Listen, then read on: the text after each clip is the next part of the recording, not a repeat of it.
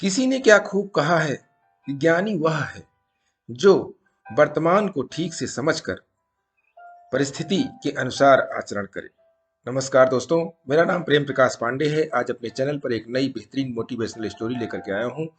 आज की स्टोरी हमारे सुभाष चंद्र बोस जी के प्रसंग पर आधारित है। परिस्थितियों के अनुसार व्यक्ति की पहचान कैसे करें। तो चलिए, चैनल को सब्सक्राइब नहीं किया, सब्सक्राइब कर लीजिए और सुनते हैं यह स्टोरी।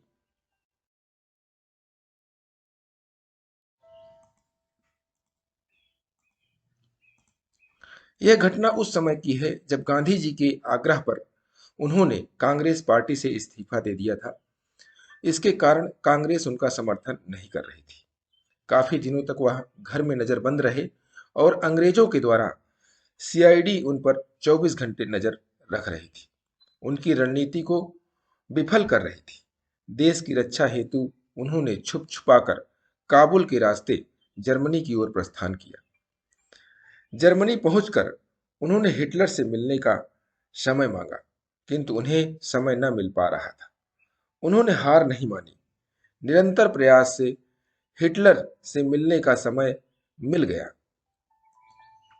जब वह हिटलर के कार्यालय में बैठे थे, हिटलर आया, हाथ बढ़ाकर कहता है,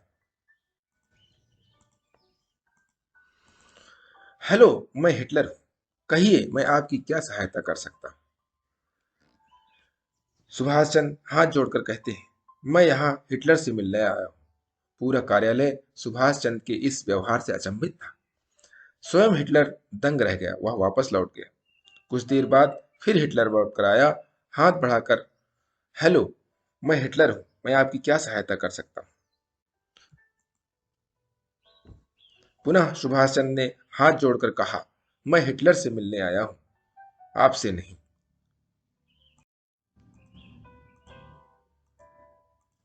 सुभाष चंद्र के इस व्यवहार से वहां के एक असमंजस की स्थिति उत्पन्न हो गई थी। सभी सुभाष चंद्र को गुस्से और जिज्ञासा की नजरों से देख रहे थे। कहते हुए कई हिटलर आए, वापस चले गए। यह सभी अंदर जाकर वास्तविक हिटलर को बताते।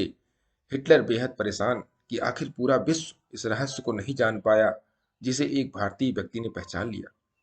वह परेशान मुद्रा में बाहर निकला और दूर खड़ा होकर सुभाष को देखने लगा। जब सुभाष चंद्र ने देखा कि हिटलर दूर खड़ा है, तो वह खड़े हुए हिटलर के नजदीक जाकर हाथ जोड़कर कहा, मैं सुभाष चंद्र भारत से आया हूं और आपसे मदद चाहता हूं। हिटलर दंग रह गया। मेरे वास्तविक रूप को कैसे पहचाना? सभी बातें बाद में हुई। पहले उसने यह जानने का प्रयास किया कि आखिर उसने मेरे अनेकों रूप के रहस्य को कैसे पहचाना।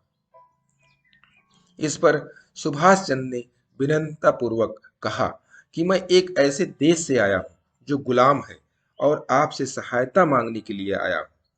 उसके स्वभाव में उग्रता और गर्माहट होनी चाहिए जो आपके अन्य रूपों में नहीं थी। यह सुनते ही हिटलर को चक्कर आया। उसके पीछे खड़े सैनिक ने उसे सहारा देकर कुर्सी पर बिठाया।